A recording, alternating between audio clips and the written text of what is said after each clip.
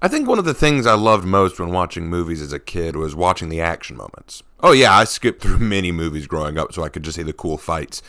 And even as an adult, a good action scene can really make me happy and it can really tie a movie together for me. So it's no surprise that one of the most frequently asked questions I get asked to cover in my writing rooms is how to make an effective action scene.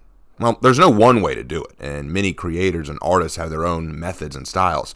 But today in the writing room, I will be taking some time to tell you how to improve on action scenes and what tips I use when making my own. Now, the first thing I need to start with is a slight admission. I'm coming at this with a slight advantage. I find that knowing how to fight and having experienced real-life fights in my life, both in the octagon and in the real world, taught me a lot about how a real fight feels, and I do apply that in my writing. But action scenes are more than just fights, as we'll discuss, and I'm not saying this to discourage anyone, just to point out that this is a tool I pull from when I'm writing, so don't feel bad if I have that slight advantage. But in any case, let's get going. So, when writing an action scene, the first thing that matters to me is the stakes. Be it a fight scene, an escape scene, a heist, a rescue operation, or a spy moment, there are stakes involved. Side A has something to gain or lose, and Side B has something to gain or lose. When Indiana Jones is fighting the guy by the airplane, both sides stand to gain or lose something, mainly their life. But Indiana has even more than that. He could lose Miriam, he could lose the Ark of the Covenant, the Nazis could win. These stakes increase the tension that we're feeling, and that is the key to good action. Tension. We need stakes and tension to help us understand what we're seeing. We know who the players are, sure. We know what each side stands to gain from victory and what they stand to lose from failure, and that's what's important. So in the end, when Indiana Jones succeeds, we can breathe a sigh of relief, knowing that the side that we didn't want to root for lost and Indiana Jones won. Now here's something to consider also now that I say that. Don't assume it's always best to have one side win, the side that you want to win. Sometimes loss can be very, very helpful. Loss can, sure, it can make it so that your main character has to suffer a little bit of loss or defeat, but it can make your character feel more human, and it establishes that they have something to overcome in the future. Loss can be very useful, so don't assume you have to avoid it at all times. Knowing that your character has the capacity to lose is in itself adding tension. So for example, if I have a moment like, say in The Karate Kid or something like that, where the main character fights a bad guy and loses, now the main character has to train and work and learn to overcome and be stronger, so when they fight that bad guy again, or an even stronger bad guy, we know, oh crap, how are they going to beat them this time? Like, I'll be honest, when I watched Star Wars The Force Awakens, I thought that when Rey fought Kylo Ren for the first time, she would lose, and she would get saved by Luke or someone else. And then that would have her trained so that the next time she fights Kylo Ren, we actually have to go, oh boy, did she actually learn? Is she going to be better this time? After all, Kylo Ren was injured in this fight. Will she be able to beat him when he's at full health? Will she be able to beat him with a little bit of training?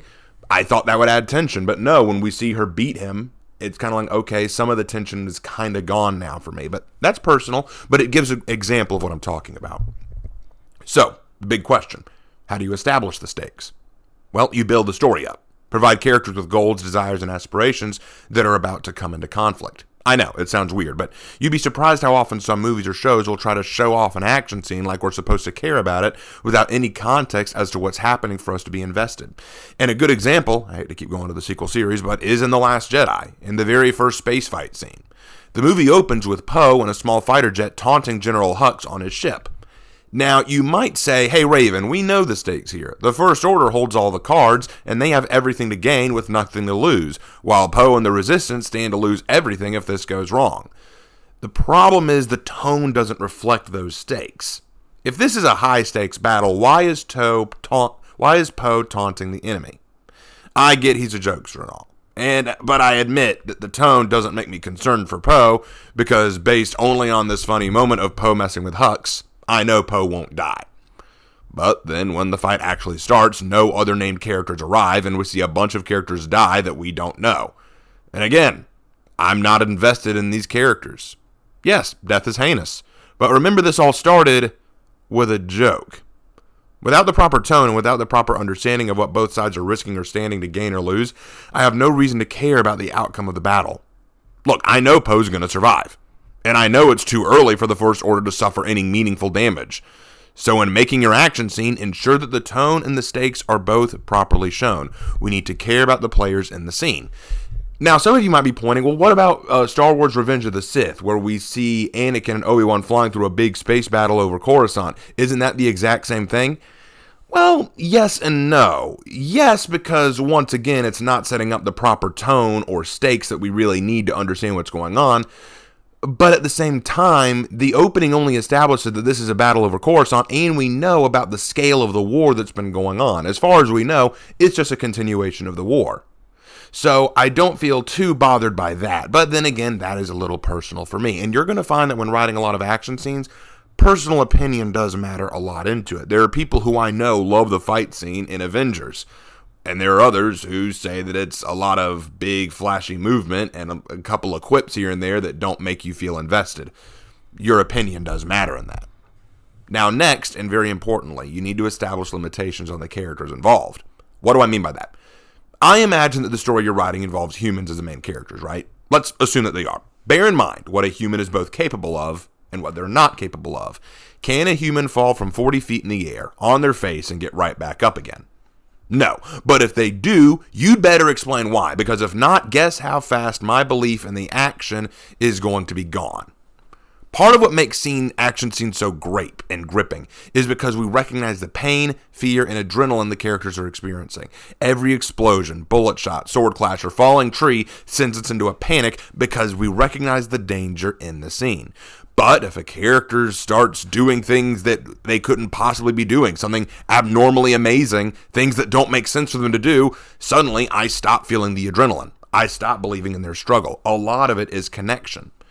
I'll never forget while watching Lord of the Rings with my father for the first time. He saw Boromir take an arrow to the chest, then get back up and fight. He takes another one to the chest, then get back up and fight. And my dad yells after the arrow number 2, "Die already!" Because he knows humans don't do that. Now, granted, it's emotional for us. And like I said before, opinion matters a lot. For some people, I feel like they're willing to extend their suspension of disbelief for the sake of the drama, and properly established drama and characters and stakes can help with that.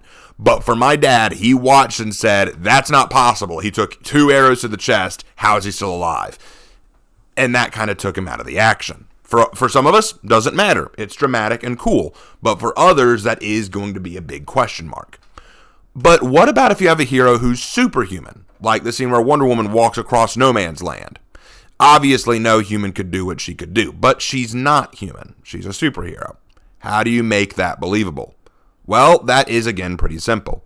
You have to ensure you have to be sure that the audience is aware of what this character is capable of. Again, I know that sounds stupid, but hear me out. Wonder Woman was shown very early on to be superhumanly strong, fast, and trained, with van braces that could block bullets and with a shield that could do the same. She's shown to be above human, so when she does these things, we are already given plenty of awareness of what she is capable of and what she could do. If the audience is made aware of the capability of your superhero or superhuman being, then these scenes can help bring a sense of excitement to the audience. Diana is facing a threat that we know no normal human could face alone, but knowing what she can do, we're excited to see what she will bring to bear against the challenge. Now, okay, I know what y'all really want to know, though. The big question. How do I describe the action? All you've done so far, Raven, is talk about how to set up an action scene. What about when I actually get to the scene? Well, for me, it comes down to 3 words. Pacing, sensation, and reaction. Pacing is the amount of time it takes and how time moves during the action scene. Is this a long action scene or a short one? How do the characters experience that time? Sensation is what your characters are feeling or what the world feels like to them. And reaction is how they respond to the scene itself. So let's start with something simple. You're telling an action scene about 2 guys in a boxing match. How's it paced? Fast, sudden, reflexive.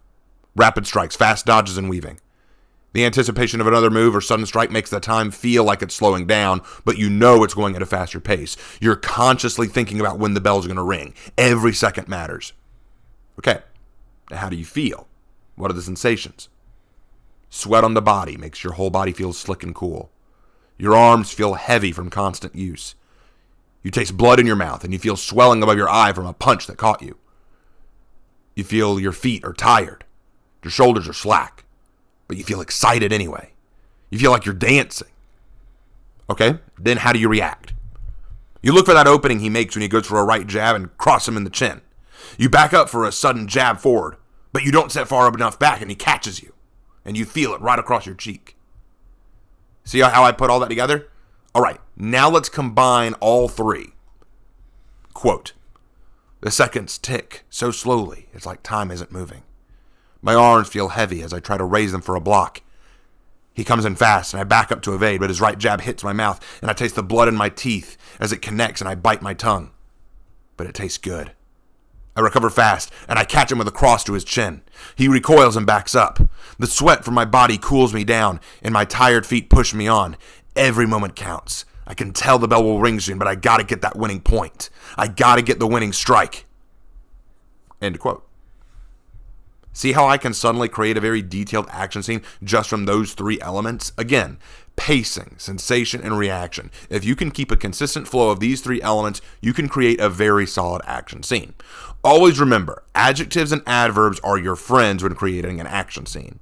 You want to give a vivid description of what your character is experiencing or facing. Don't just say, and then Tomoki punched Griff in the face. That's basic, but it's not complete. Try, with a savage lunge, Tomoki furiously drove his fist deep into Griff's nose. What I recommend is picturing the scene in your own mind. How do you see it happening in your own eye? And then evolve it. Build on it. Add detail and description. The more you can make your audience feel engrossed in the action, the better. However, I will confess, there will be moments where brevity is preferable, particularly if nothing of note is happening and the action scene is what I call a stagnation moment. What do I mean by that? Well, in Dragon Ball Z, there are a lot of moments of repeat frame animation where characters continuously punch each other over and over and over again in the same way. This is to do two things. One, it's to simulate a deadlocked fight visually, and two, it's to maintain a stagnant action scene. Nothing important is happening yet, but we don't want to stop the action. If your goal is to create a similar moment, then in those cases, description shouldn't be added to action, but instead to sensation. Try using phrases like a flurry of blows or trading strikes when doing fight scenes, but focus more on how your character feels. Are they afraid because their blows aren't making a difference? Are they excited? Maybe they're indifferent. This goes back to pacing and sensation. You need to decide how long you want the action scene to last and how you want your character to feel about it. As an example, in The Tale of Tomoki, when Tomoki first fights Boalok and Tomoki exchange blows constantly. So instead of focusing on describing each blow over and over, I instead switched to describing how Tomoki felt. He felt frightened. No one had ever been able to hold their own against him so well for this long. Then, when Boalok stops the fight and apologizes and admitted he wasn't really trying yet because he was distracted trying to read Tomoki's thoughts, it baffles Tomoki that this demon, who had been holding him off quite well in the fight, hadn't really been trying yet. Note, I don't need to describe the action here to get a sense of the tension and the sensations. Action scenes are a very unique art form to create. The key to remember is that the characters involved in action scenes must be established and given clear stakes and a tone with which to set the scene. They must be limited enough that we recognize what they are capable of or not capable of, so that the scene feels real to us. And finally, the scene should be used with good descriptors to help establish pacing, sensation, and reaction. If these things are met, I think you're well on your way with an action scene. And after that, it's a matter of trial and error. Like I said, there's no one way to do it. Writing and rewriting to ensure you get the scene you're hoping for is key. It takes practice and time for sure, but I find it's well worth it in the end to put in that little extra effort. Some other little tips I would say is sometimes maybe act out the scenes. Like maybe throw your own punch and see how it feels and how you would describe doing it.